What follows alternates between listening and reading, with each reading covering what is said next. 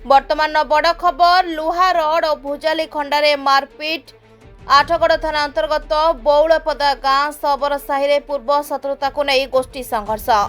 उभय गोष्ठीर जड़े महिला 5 जन आहत, जड़े अति गुरुतर। समस्त आहत आठगड़ मेडिकल रे भर्ती। खंडा भुजाली रड द्वारा उभय गोष्ठी मध्य संघर्ष होइथिबा सूचना। गाँव रे उत्तेजना। घटनास्थल रे आठगड़ पुलिस। ना कौन घर कौड़ी कौन है झगड़ा है कहीं झगड़ा